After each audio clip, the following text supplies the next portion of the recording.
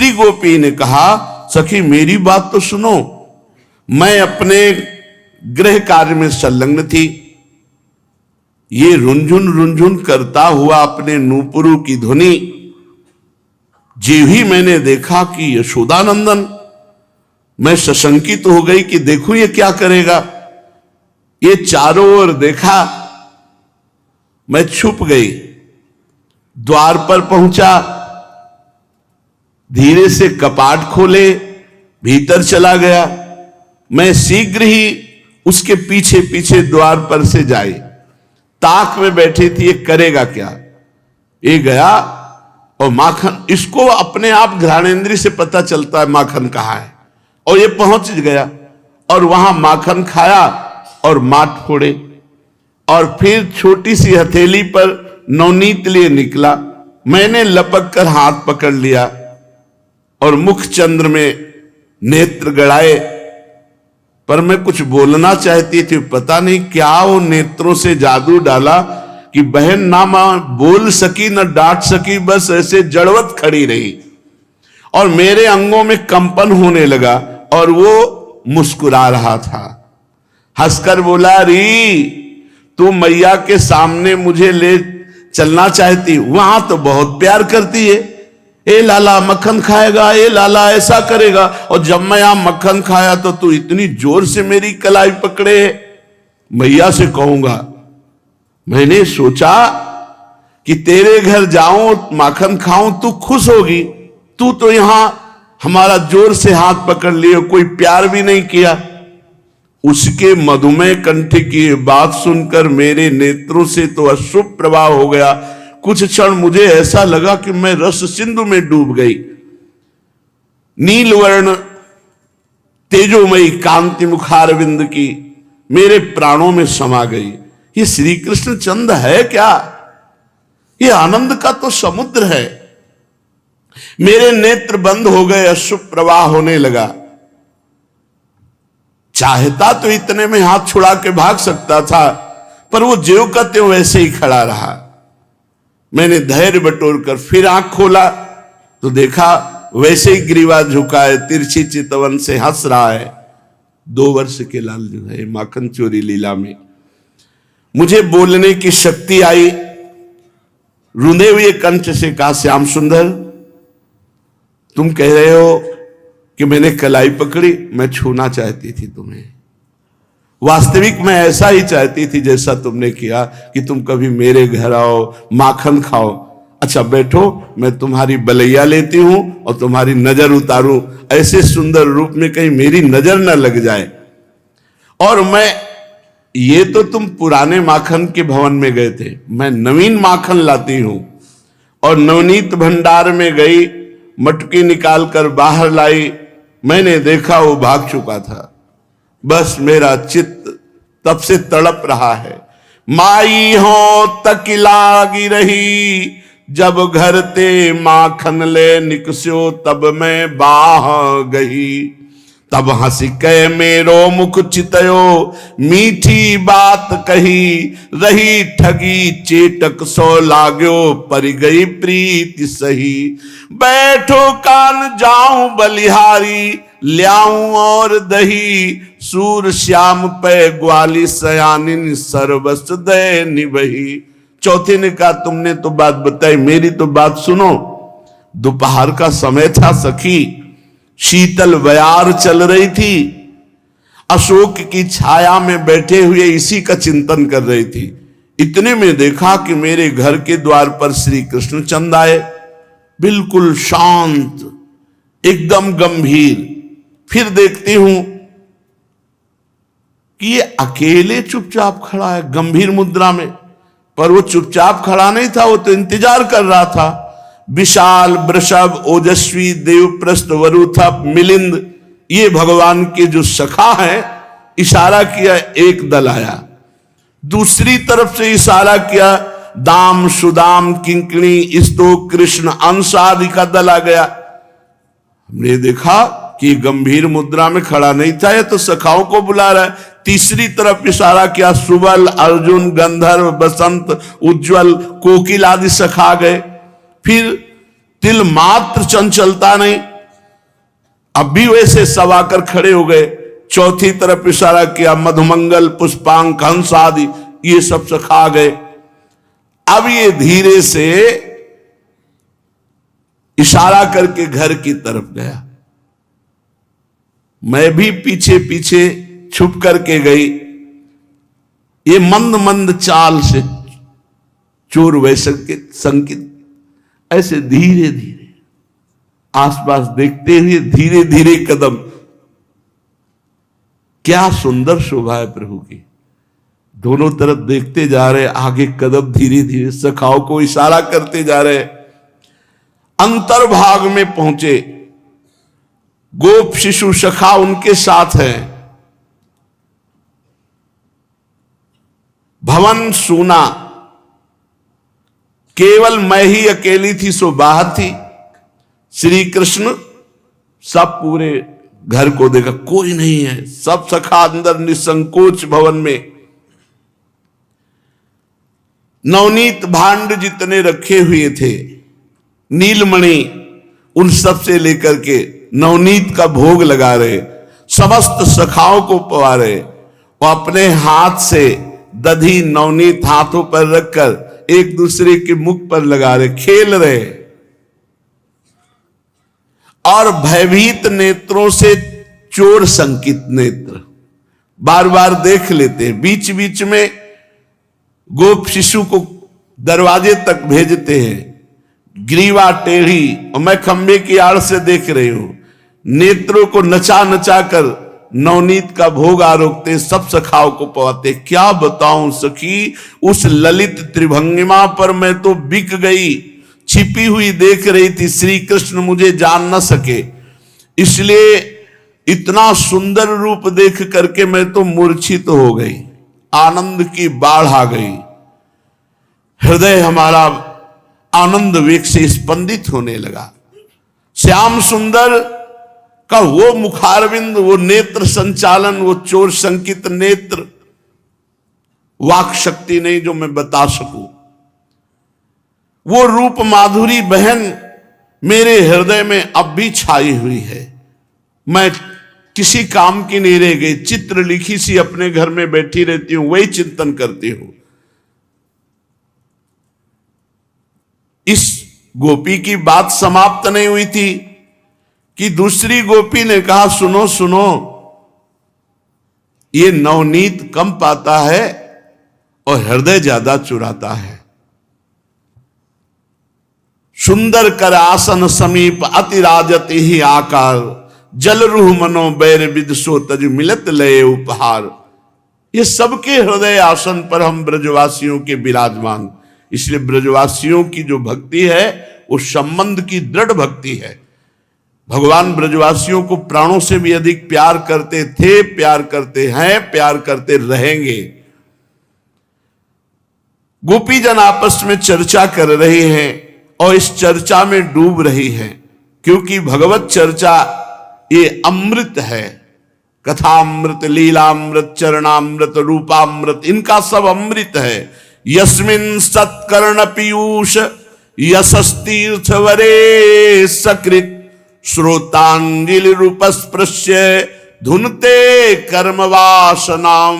जो भगवान की चर्चा कानों से पीता रहता है, उसके समस्त संचित कर्म भस्म हो जाते हैं, क्रियमाण निष्फल हो जाते हैं, प्रारब्ध निष्प्रभावित हो जाता है। बड़ी महिमा भगवान की चर्चा की है। वेद, उपनिषद, पुराण, ऋषि मुनि इन्हीं भगवान के प्रताप से समस्त जीवों को परम पद प्रदान करते हैं। श्री कृष्ण चंद्रजू की घ्राण क्या है, पूरा परिचय बताने वाली है। दरवाजे से सूंघा, पता चल गया किस कमरे में कहा नवनीत रखा हुआ है और खींचकर वहां चले जाए। ब्रज सुंदरियों की बात समाप्त नहीं हुई थी। उन्होंने कहा, श्री कृष्ण चंद्र की चंचलता की चेष्टाओं का आस्वादन तुम सब कर रही हो, ये हमें अवतरित ही हुआ है आनंद में डुबोने के लिए। पर ब्रजरानी को आज तक पता नहीं है। ब्रजरानी समझती है बड़ा भोला है, एक बार चलती हैं हम सब लोग, ब्रजरानी को बताती हैं कि कितना है चतुर है, चंचल है और कितना उपद्रव करता है। ब्रजरानी को भी तो पता चलना चाहिए कि उनका लाला कैसा है। गोप सुंदरियां परस्पर हिम्मत करती हैं ब्रजरानी के पास जाकर बताने की। तो एक सखी कहती है, सखी अपने पैरों में कुल्हाड़ क्यों मार रही है?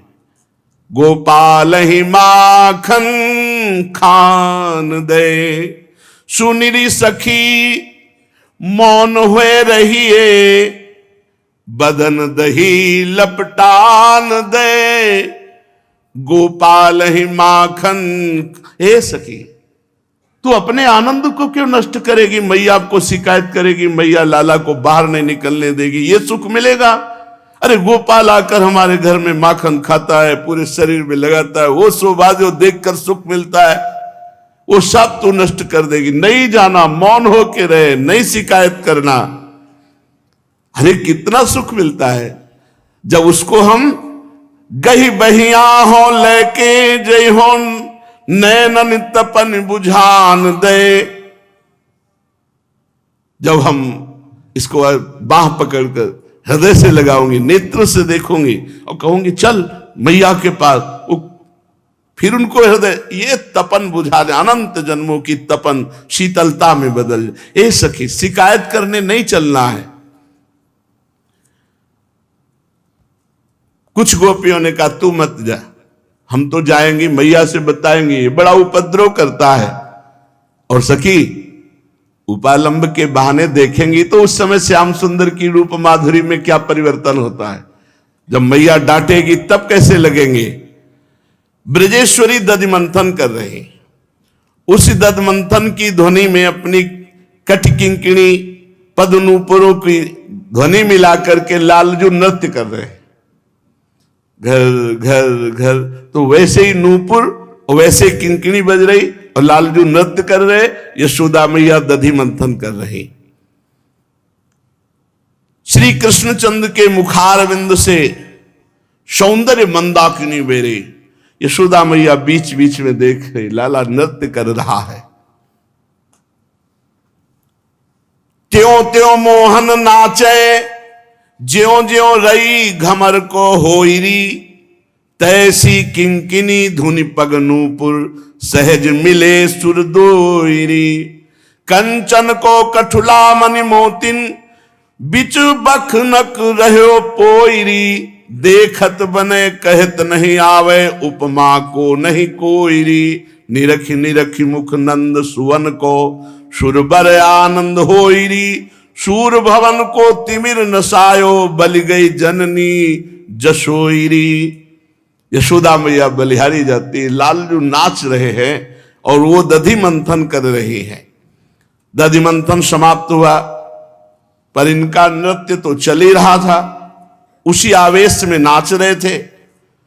ब्रजरानी यशोदा मैया अपने हाथ में ताजा नवनीत लिया और नीलमणि को देने चली, किंतु जे ही मुनि तो नीलमणि दो नाच रहे थे, एक तो मणि जटित खंभे में और एक साक्षात प्रतिबिंब देख करके मैया ये श्याम सुंदर, ये श्याम सुंदर रुक जाती है।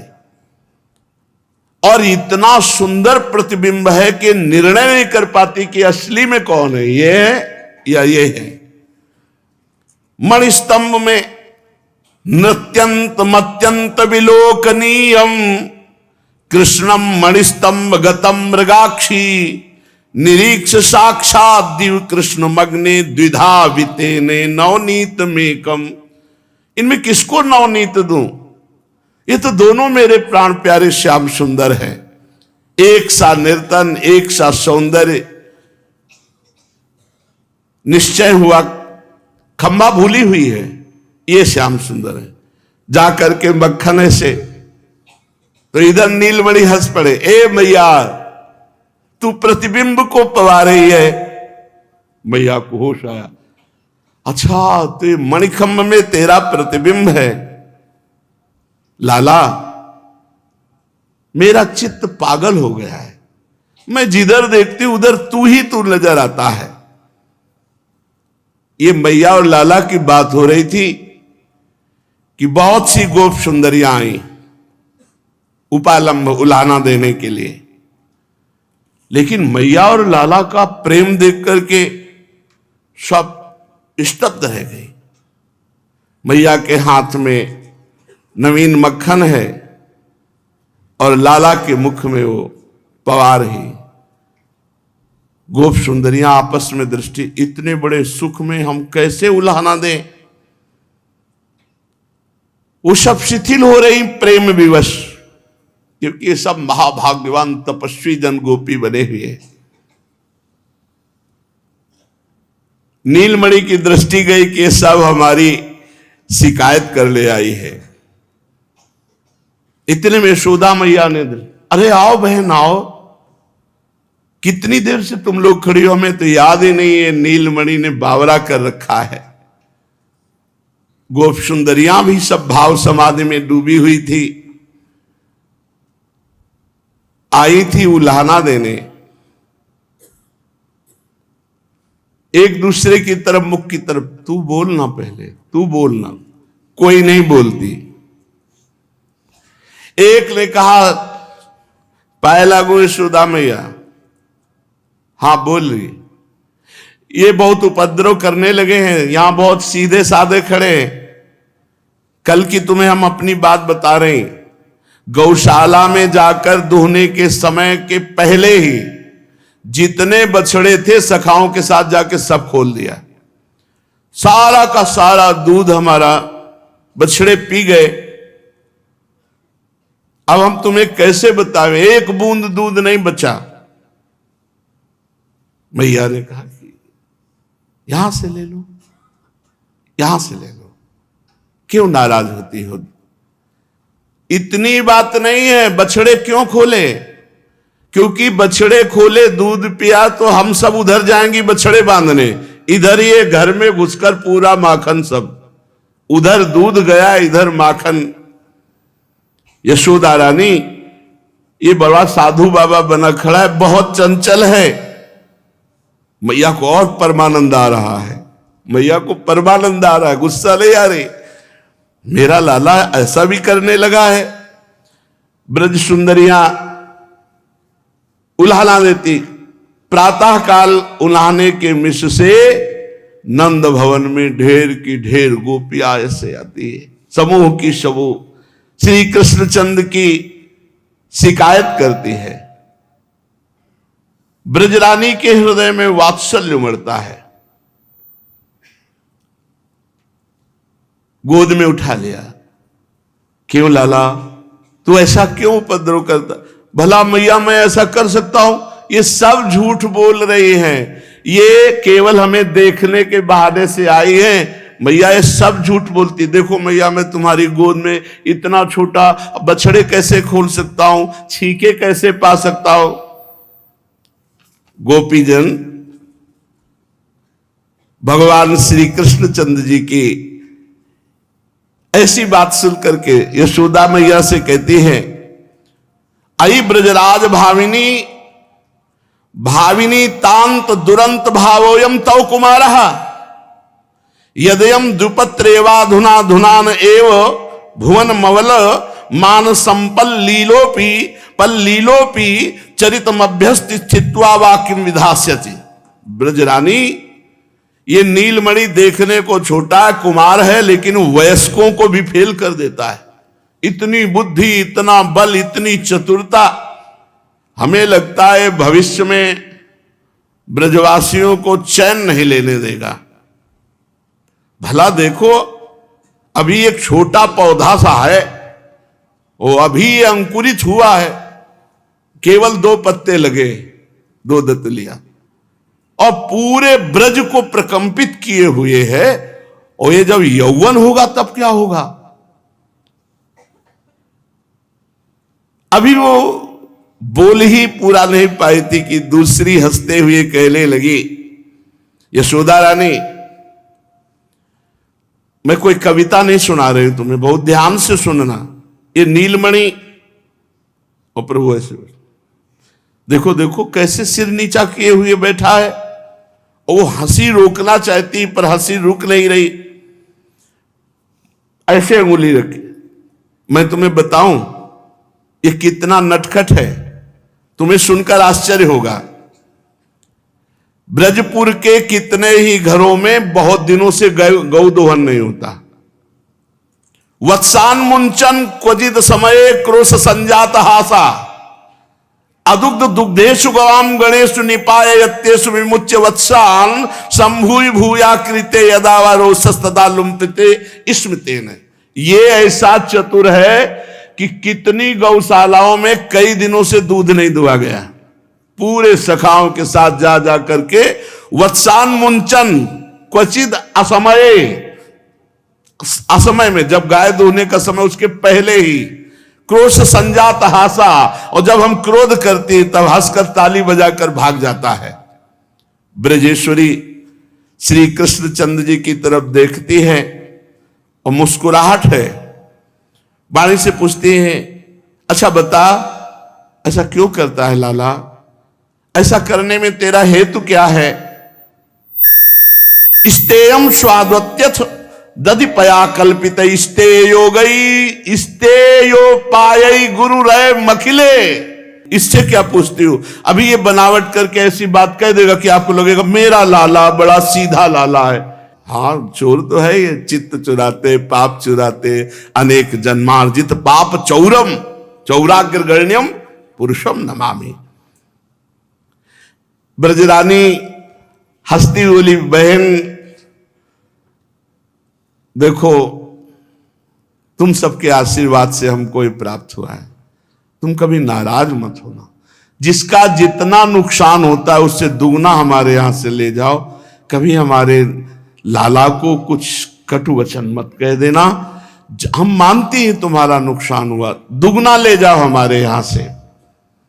ये शिशु है ना, अभी बालक है, बालकों में चंचलता होती है। ये सुनकर के एक गोपी बोली, शिशु है, ये शिशु है? नंद रानी तुम नहीं जानती, तुम्हारी गोद में भोला बाबा बना बैठा है, साधु बाबा बना, ये शिशु नहीं है। क्या तेरे साथ किया? मेरा लाला तो इतना सीधा है, नवनीत आरोगे किसी को परेशानी नहीं।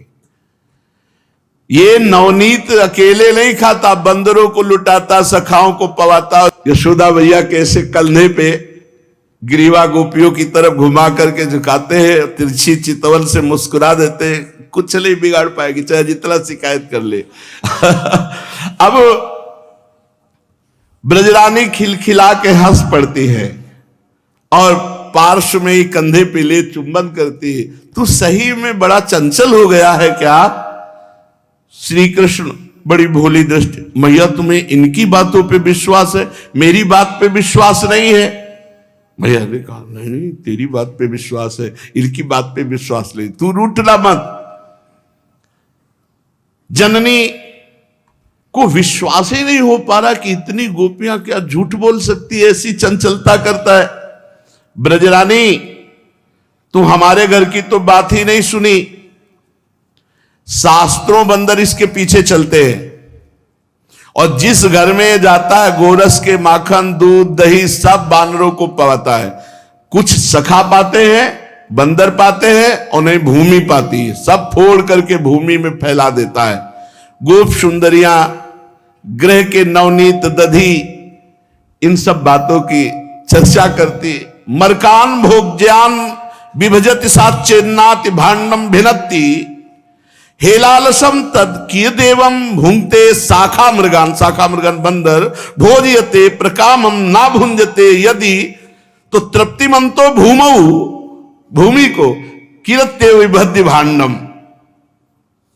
वात्सल्य घन मूर्ति यशोदा मैया नहीं जानती कि ये गोप सुंदरियां क्यों नंदनंदन की ऐसी शिकायत कर रही है। सुनो मैया, मैं उस दिन की बात बताती हूं। ये जो बड़ा तपस्वी शांत साधु दिखाई दे रहा है,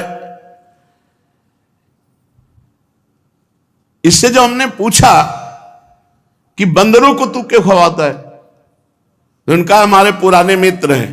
तो हमने कहा पुराने मित्र कब के हैं? तू तो 2 साल का है। तो कहा देखो, जब राम जी थे ना, तो युद्ध में बानरों को बहुत मेहनत लगी थी। उस समय खाने पीने के लिए जंगल में क्या था, कंदमूल फल जो मिल जाए। तो हमने इनको कहा था कि आगे चल करके हम तुमको बहुत सुख देंगे। तो ये भी हमारे मित्र हैं, ये भी हमारे सखा हैं। तो इस समय हम अपने दोस्तों को पवाते हैं, बंदर हमारे दोस्त हैं। पता नहीं कौन सी भूली भूली बातें करने लगता है। वन्यई रयु फलई स्वयत्न कलितई राकल्प वृत्तिम निजाम सेवाम में वनवासिनोपि विहिता प्रोगिभिर व्याजता। ये जब मैं वनवासी था तब मेरी बहुत सेवा की, अब मैं इनकी सेवा करूंगा। भैया ये ऐसी बातें करता है।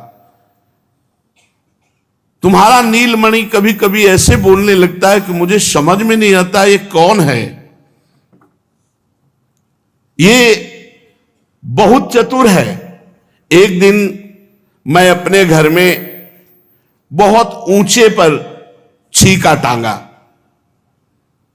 अब ये नीचे उखल, उसके ऊपर पीढ़ा, पीढ़ा के ऊपर सखा, सखा के कांधे पर खुद, और बस ऐसे खा रहा था। द्रव्य लाभे सग्रह कुपितो यात्युप क्रोशत्य तोकान। नंद गेहनी मैं छुप करके देख रही थी। जब देखा एक पा लिया, सखाओं को पवा लिया, तब नजदीक गई। रे नंदन, तू चोरी कर रहा है। बस इसने लाल लाल नेत्र के हमारी तरफ कहा, अरे मैं क्यों चोर, मैं चोर क्यों, अपने घर में ही तो हूं। मैंने कहा तुम्हारा घर नहीं तो मेरा। अच्छा, तो तुम्हारा घर, मैं तो भूल गया, मैं तो अपना घर समझ रहा था। मैंने तो समझा अपना घर। अच्छा तो ठीक है, तू अपना घर समझ रहा था तो ये करने की जरूरत क्या थी? तू यहां सब पूरा, अरे तू गोपी समझ नहीं, मुझे भूख लगी थी। मैंने समझा मैया आएगी, और ऊपर से देखा चींटियां थी, तो मैंने सोचा चींटियां निकाल दूं, फिर मैया मुझे पवा देगी। अच्छा, इतने ऊंचे छीके पर चींटियां तुझे दिखाई दी, तभी तो उखल पे चढ़ के हाँ ये सेवा कर रहा था कि चींटियां निकाल। तो इतना इतना हाथ, चींटियां तो ऐसे निकाली जाती, तू समझे नहीं। जब चींटी में ऐसे रखता तो नीचे चली जाती, तो खबो खबो करके निकाल दिया। तो तुम्हारे यहां क्या लगा है, वहां चींटियां निकाल रही तो यहाँ वो 1-2 मक्खी थी, बार बार भिनभिना रही थी, तो हम उनको ऐसे ऐसे किया तो लग गया। बोले बहुत चोर एस इतकेन चिदुक्ता क्रुद्ध एव निगदत्ति धृष्टा त्वम ही चोर इदमेव मदीयम गेह मस्त सकलम ही ममैव। यशोदा रानी ये बहुत चतुर है, ये भोला नहीं है। दूसरी सखी ने कहा, सखी तुम्हें तो चींटी का बहाना किया, बिल्कुल ऐसा ही मेरे घर किया। मैंने भी ऊंचे छीके पर टांगा था। मैंने कहा क्या कर रहे हो? तो उनका बछड़ा खोज रहे हैं। बोले यहां बछड़ा खोज रहे हो? बोले हां, तुम्हें दिखाऊं? और कमर में खोसा हुआ एक छोटा सा बछड़ा, आकृति जो बछड़े का खिलौना, और उसको ऐसे दही से बोर के लिखा, देखो निकला ना तुम्हारे मां से बछड़ा, ये मथुरा से बाबा हमारे लाए थे, और मेरा बछड़ा खो गया था, और मुझे पक्का पता था तेरे यहां जरूर होगा, इसीलिए मैं ढूंढ रहा था। तो इस मटके से देखो निकला ना बछड़ा। अब कैसे बताऊं, उसकी ये लीला देखकर हंसी नहीं रुकती थी, गुस्सा कैसे करूं। हस्तगाहे रचयति विधिम पीठुको लूखलाद्य ही। दूसरी सुंदरी ने कहा कि ये नवनीत को पाने के लिए हर कला में प्रवीण है। जब इसका हाथ नहीं पहुंचता तो डंडे से छेद कर देता है, और सब आराम से पान करते हैं। तीसरी बोली, यशोदा रानी मेरे घर की घटना सुनो। ऊंचे छीके पर मैंने दूध भांड रख दिया, और भांड से सटा करके घंटा बांध दिया कि अगर मटकी को जरा भी छुएगा तो घंटा बज जाएगा। और घंटा बजेगा तो मैं उसको पकड़ लूंगी, पकड़ करके तुम्हारे पास लाऊंगी। ये बड़ा विचित्र खिलाड़ी है। उखल, उखल के ऊपर पीढ़ा, पीढ़ा के ऊपर सखा, और सबसे पहले घंटा पकड़ लिया और घंटा में माखन भर दिया। फिर इसके बाद चक माखन खाया, घंटा बजा ही नहीं। और मैं निश्चिंत रही कि घंटा बजेगा अगर चोरी होगी। और जब वो खा पी के बाहर चला गया तब मुझे लगा कि आया तो था, घंटा नहीं बजा। तो देखा पूरा माखन से भरा था घंटा। अब घंटा माखन से भर जाएगा तो क्या बोलेगा। नंद रानी जी,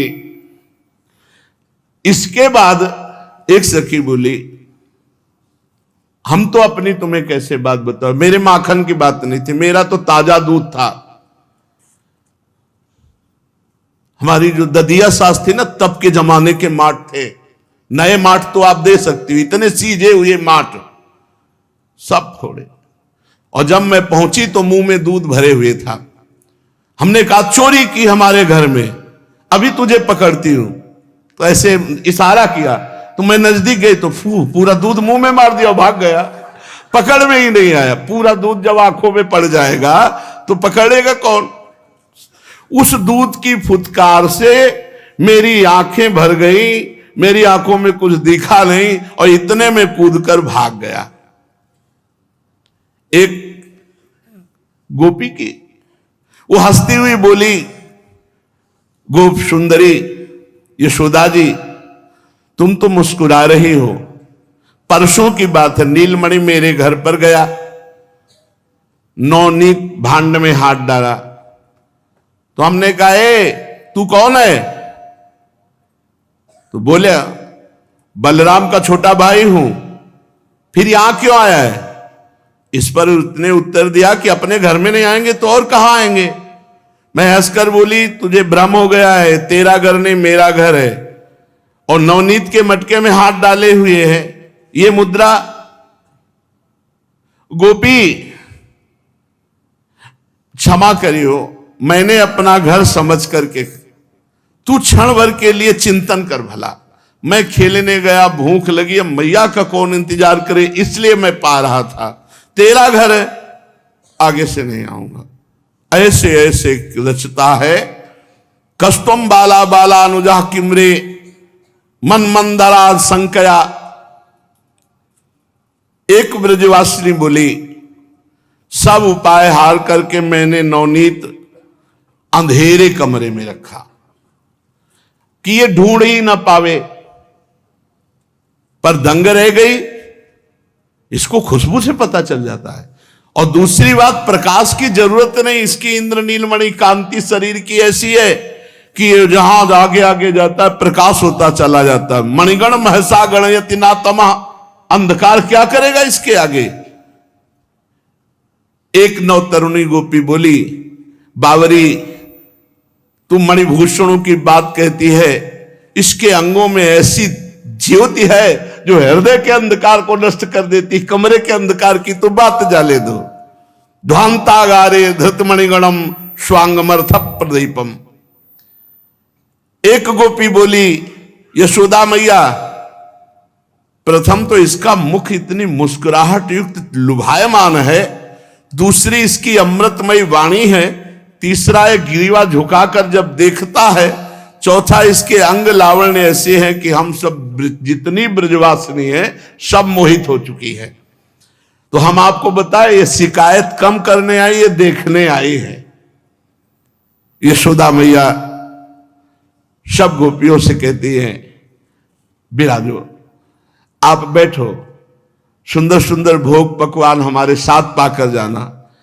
एक ने कहा, सुनो, भोग पकवान की बात कही तो हमें ध्यान आ गया, कल की बात है, हम अपने यहां देव पूजा का अनुष्ठान किए थे। हम सब भोग लगाकर देवता के आगे से और आंख मूंदे हुए थे, इतने में सखाओं के साथ आकर नंदन नंदन पाने लगे। मैंने पूछा, क्यों रे, देवता का भोग क्यों पाता है। तो ये बोला, सबसे बड़ा देवता तो मैं हूं, सबसे बड़ा देवता मैं हूं और सब मेरे छोटे देवता सखा हैं। मैं और सखा पा लिया, तेरा भोग लग गया, तेरी कामना पूर्ण हो गई। भैयाओ देखो ना, बात हमारी सच्ची है। तो कहा तू देवता बना, हमारे देवता का अपमान कर दिया। अच्छा, इतने बड़े मुझ देवता का अपमान कर दिया तो सखाओ, इसको परिणाम दिखाओ। जे भी सब सखाओ से कहा तो पूजा स्थान में धूल पत्ता लघु शंका सब छोटे छोटे सखा। यशोदा भैया एवं धार्ष्ट्यान सुसति कुरुते मेहनादीन वास्तव। धूल फेंका, पत्ता फेंका यज्ञ वेदी पर और लघु शंका। इतने बड़े देवता का अपमान किया, सखाओ इसका फल चखाओ। अपि बालान मेहयते गेहे वास्तव लिप्यते सुललित मुदा चित्रते चारु चूर्णई।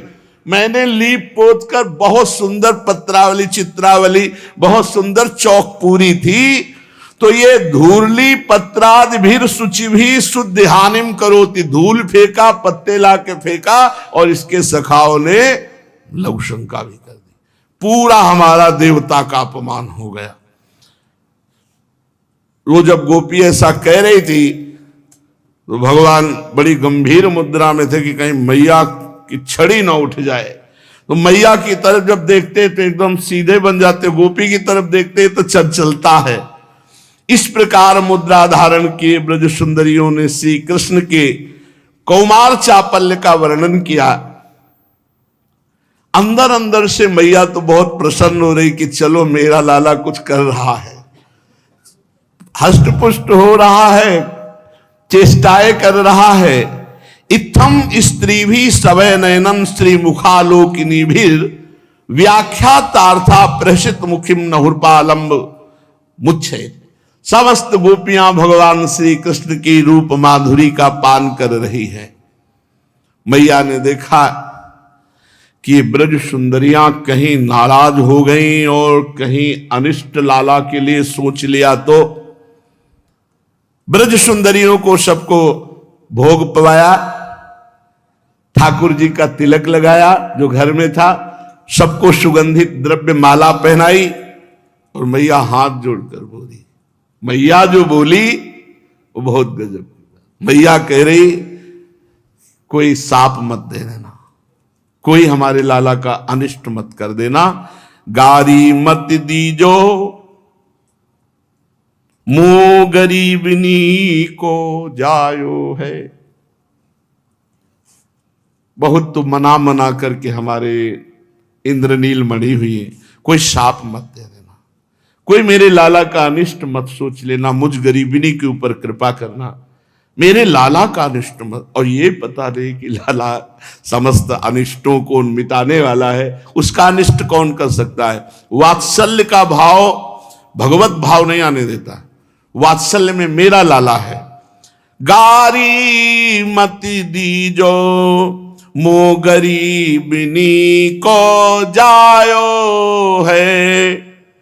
जितो तो बिगार कियो आन कहो मोसो तुम, मैं तो काहू बातन में नाही तरसायो है। हे गोपियों, कोई अनिष्ट की बात मेरे लाला की लिए मत कह देना।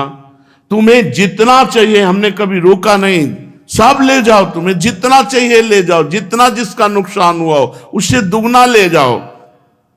दध की मटुकिया ले ले आंगन में आनी धरी, तौली तौली लीजो भटू जे तो जाको भायो। जितनी इच्छा हो ले जाओ। सूरदास प्रभु प्यारे निमिष नहु जो न्यारे, कान जैसे पूत पूर्व पुण्य नीते पायो है। कन्हैया जैसा लाला तो बड़े भाग्य से हुआ है। यशोदा मैया समस्त ब्रज गोपियों को संतुष्ट करती हैं, सबसे प्रार्थना करती कभी कोई नुकसान कर दे तुरंत हमारे यहां से दुगना ले जाना, पर कभी अनिष्ट की बात मत करना। बड़ा आनंद मंगल चल रहा है। दूसरे वर्ष की वर्षगांठ मनाई जा रही है। प्रातःकालीन वेला पर आज भोर तम चुर के रोल, गोकुल में आनंद होत मंगल धुनि महाराने ढोल। सुंदर सुंदर ढोल बज रहे, मृदंग बीणा, लालजू के लिए वर्षोद्गाठ। अरे प्रभु है जहां है वहां तो अष्ट सिद्धियां निधियां सब डोल रही। उमगी ब्रज नारी सुभग कान बरस गाठी, उमग चाहती बरस बरसनी। गावहि मंगल सुगान नीके सुर नीकी तान, आनंद अति हर्षन कंचन मणि जटित थार, रोचन दधि फूल डार मिलिबे को तरसन। प्रभु बरस गाठी जोरति वा छवि पेत्रन तोरति, सुर अरस परसनी।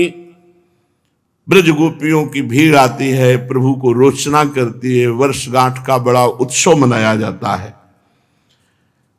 विप्र पूजा, अतिथि अभ्यागत अर्चना, ये सब कुटुंब सहभोज यशोदा रानी नंद बाबा मिलकर के करते हैं। तब तक बैठा ले रहते लाला, खेलने नहीं जाना, आज वर्षगांठ है। दोपहर सबको भोजन पवाकर अब नीलमणि ने पूछा खेलने जाऊं? अभी तक तो भवन में मानो कैद कर रखा हो, इनको रोकना बड़ा कठिन था। यशोदा मैया जानती थी कि लाला बहुत चंचल है, भाग जाएगा, इसलिए पूरी दासियों की फौज इकट्ठा थी, जाने न पावे, आज इसकी वर्षगांठ है। मैया दुलार करते, तुम्हें एक मोर दूंगी, मथुरा से मंगाऊंगी, स्वर्ण निर्मित रत्न जटित मयूर खेलने के लिए दूंगी, तू उसे नचाना। फिर एक तुझे गोवत्स दूंगी, वो भी स्वर्ण जटित, तू चुपचाप पहले यही खेल, आज तेरी वर्षगांठ है। इस प्रकार प्रलोभन देकर तो नीलमणि को रोका गया था। अब समझना जरा, 2 वर्ष के बालक की चोरी, सच्चिदानंद भगवान 2 वर्ष में समस्त ब्रजमंडल की ब्रज गोपियों को महासुख प्रदान कर रहे हैं, ये कोई चोरी है? 2 वर्ष के बालक को क्या ज्ञान हो? भगवान ने 2 वर्ष की अवस्था में माखन चोरी लीला की। अब भगवान श्री कृष्णचंद्र जो देखा कि पहरेदार कमजोर पड़ गए, दोपहर का भोज हो गया, तो तोरण को फांदते हुए द्वार के समीप से गोप सखा जो प्रतीक्षा कर रहे थे, वो भागे भगवान और उनके साथ खेलने लगे। कहां गया नंद नंदन? यशोदा मैया व्याकुल होकर के, अरे देखो कोई उत्पात न कर दे, आज वर्षगांठ है, कहीं कुछ ऐसा अतिशय प्रीति में संदेह होता है। श्री कृष्णचंद्र जी समस्त लीलाओं के आचार्य हैं, तो एक ग्वालिन के घर गए। किस ग्वालिन के घर गए? वर्षगांठ में सब उत्सव में आए हुए थे। एक नौवधू थी, उसको एक घर में कह दिया था तू घर में रहेगी, तू नहीं जाएगी।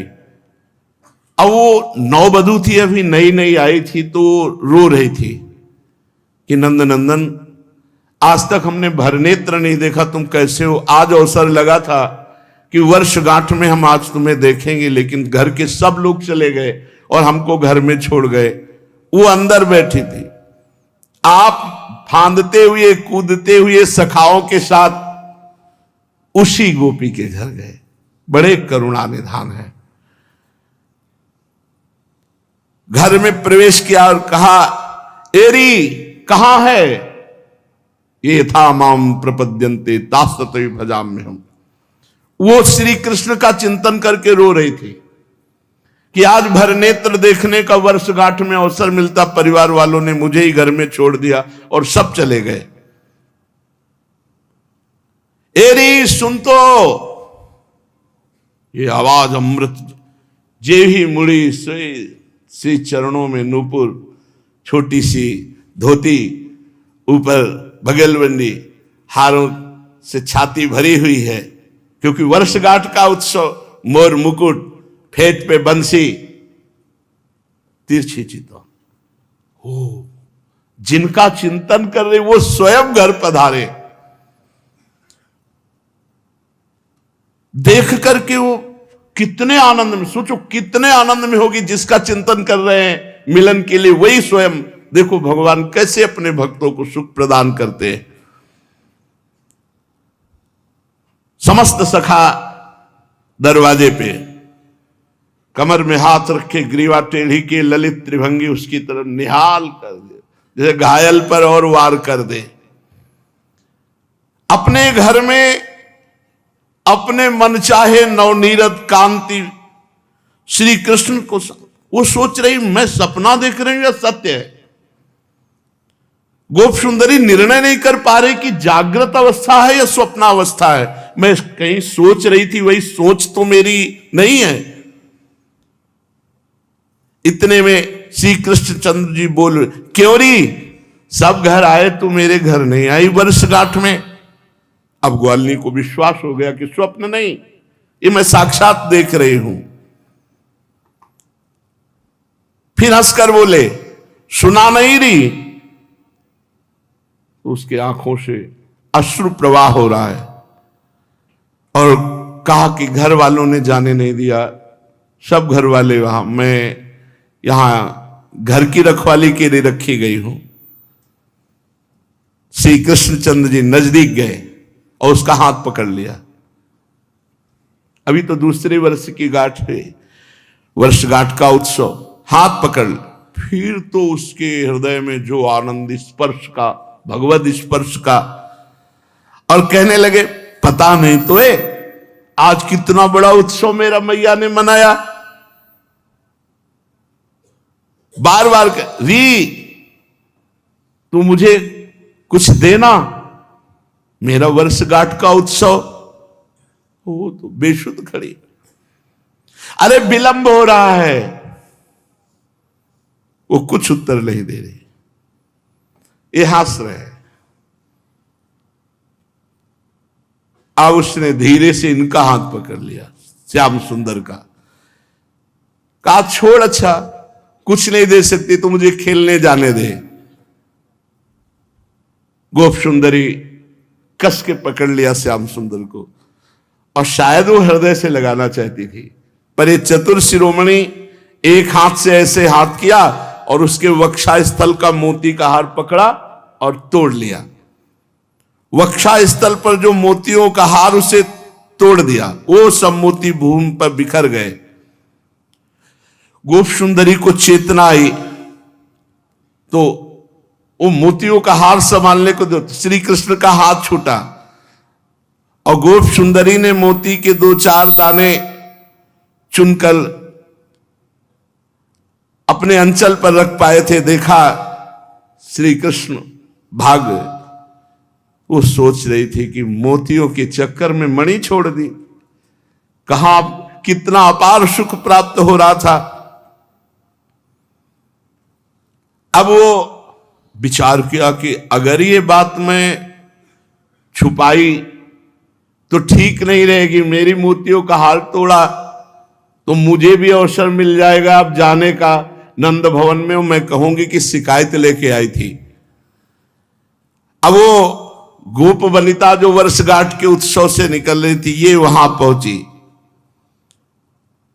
और वहां जाकर के यशोदा मैया से कहा, मैया ये शिकायत में करने आई हूं कि आज मेरे मोतियों का हार आपके लाला ने तोड़ दिया। मैं अकेली बैठी थी, ये गए, मेरा हाथ पकड़ा और फिर मेरी मोतियों की माला तोड़ दी।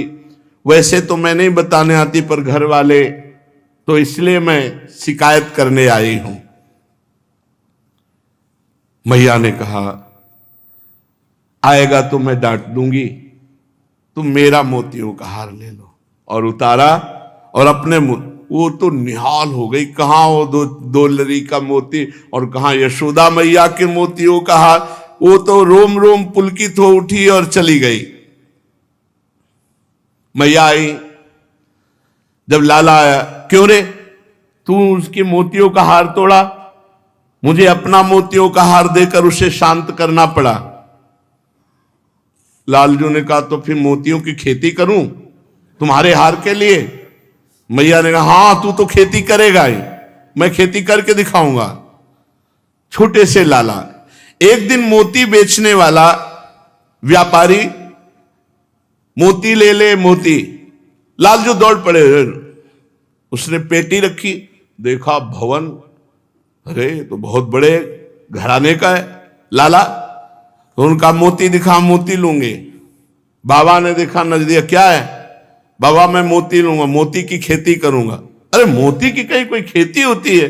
बाबा मैं मोती लूंगा। राजभवन देख करके व्यापारी ने सोचा इतना मुनाफा तो यही हमको ले लेना चाहिए जो पूरे गांव में बेचने का होता है। लाला की तरफ देखे, भवन की तरफ देखे, और उसने बहुत ज्यादा कीमत बताई मोती की। बाबा ने कहा इतनी महंगी थोड़ी मोती होती है, चलो यहां से ले जाओ, यहां मोतियों के ढेर लगे हुए, ये तो बालक है, हट कर। ना बाबा मुझे मोती चाहिए। लाला ने हट कर लिया। निरखि नयन रुझ्यो मनमोहन, रटत देहु कर बारंबार। व्यापारी नंदनंदन को निर्निमेष नयनों से देखता है और एक सुंदर मोती निकालता है और कहता है कि अगर मूल्य देना चाहते हो तो लाखों में मूल्य बताया, और नहीं तो मैं लाला को फ्री दे सकता हूं। दो एक बात, अगर आप नहीं दोगे मूल्य तो लाला हट कर रहा, मैं इसे फ्री दे दूंगा। बहुत कुल के लाल जो आनंदित हुए, पुलकित हुए, छोटी सी हथेली पर एक मोती रख दिया। दी रघमोल कहो व्यापारी, रहे ठगे सब कौतुकहार। करू पर ले राखी रहे हरि देत न मुक्ता परम सुडा। बाबा ने कहा ये बहुत ठग है, इतना थोड़ी कीमत होता है, नहीं मैं यही लूंगा। बाबा ने फिर भेंट दे दी। लालजू महाराज गोकुलनाथ बये जसुमति के आंगन भीतर भवन मजार। मैया तेरा हार ले गई थी ना गोपी, देख मैं मोती लाया हूं और आज इसकी खेती करूंगा। मैया ने कहा अच्छा लाला, यमुना जी के किनारे की मिट्टी लाओ। मैया भी जैसे लाला खेले जैसे राजी, ऐसे किया और उस मिट्टी में मोती। मैया का अच्छा ये जग जाएगा। मैया तो खेल समझ रही लालजू का। हसति जसोमति मात कहत करत मोहन कहा, ये नहीं जानत बात ये करता सब जगत के। एक संकल्प के अनंत ब्रह्मांड उदित हो गए। मैया तेरा हार उस गोपी ले गई, मैं ऐसी मोतियों का हार बनाऊंगा जो स्वयं उपजेंगे। उस रज में एक मोती डाला। मैया लाओ यमुना जल। मैया यमुना जल दिया, ऐसे उस पे डाला। कहा अंकुरित हो जाओ, अंकुरित। अरे लाला कहीं मोती अंकुरित होता, कोई अनाज थोड़ी है। देखा कि अंकुरित हो गया, मोती अंकुरित हो गया। थोड़ी देर में 2 पत्र, थोड़ी देर में वो थोड़ा सा पौधा, फिर तो विशाल शाखा, पूरा आंगन भर गया, मोती ही मोती उसमें। कर तुम अकर तुम अन्यथा कर तुम। जितनी मंजरियां सब में सुंदर, राशि राशि के मोती। शाखा पत्र भये जल मेलत, फूलत फरत न लागी बार।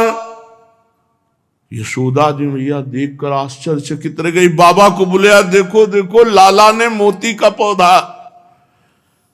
ये अक्षर अविनाशी सच्चिदानंद जिनके इशारे से सूर्य चंद्र प्रकाशित होते हैं, काल जिनके अधीन है, वो परमात्मा क्या नहीं कर सकता, क्या नहीं कर सकता। एक क्षण में जिसने अनंत ब्रह्मांडों को रचा वो परमात्मा है। जगृहे पौरुषम रूपम भगवान महादादि भी संभूतम षोडश कला माधव लोक शिशक्षया। 16 कलाओं में परम प्रवीण भगवान सच्चिदानंद श्री कृष्ण को मैया अपना लाला मान रहे हैं। नीलमणि समग्रेश्वर, समग्र धर्म, समग्र यश, समस्त श्री, समस्त ज्ञान, समस्त वैराग्य, ये सब के स्वामी है, इसीलिए भगवान है। ये कुछ असंभव आश्चर्य मत मानना। इनके भ्रकुट विलास सृष्टि लय हुई। अपार सामर्थ्यशाली प्रभु। बाबा आए, मैया सांवले सलोले लालजू को गोद में, अरे मेरा लाला इतना सामर्थ्यशाली, और मोती ही मोती। लालजू ने पेड़ हिलाया, मोती बिछ गए अपने पीतांबर में बिना, और कहा मैया देख ये नकली नहीं है, ये असली है, और इनका हार बना और तू पहन। शावा इदम विश्व अमोघ लीला सृजत्यवत्यति न सजत्यतेस्मिन् भूतेषु चांतरहित आत्मतंत्र षाड्वर्गिकम जिघ्रति सद्गुणेशः। अगणित गोपों ने और ब्रजेश्वर नंद बाबा ने सबने पहचान की असली मोती, और भगवान ने सबको मोती बांटे, सबको, सब ब्रजवासियों को मोती बांटे। और इसके बाद काम मैया हो गया तेरे हार के लिए। और बस उस मोती की जो वृक्ष था उससे कहा तू यहीं शांत हो जा, खत्म। केवल मोती मोती ही रह गए पीछे आंगन में, और वृक्ष अंतर ध्यान हो गया। ब्रज तरुणी नंद बाबा यशोदा मैया जानत नहीं मरम सुर नर मुनि ब्रह्मादिक नहीं परत विचार। सूरदास प्रभु की यह लीला ब्रज वनिता पहिरे गुहिहार। सब ब्रज वनिताओं ने वो मोती अपने हार में कि मेरे नंद नंदन के द्वारा प्रकट किया हुआ, और यशोदा मैया ने भी गुह करके। इस तरह भगवान की बाल लीलाएं होने। शेष लीला आगे। श्री राधा वल्लभ लाल की जय।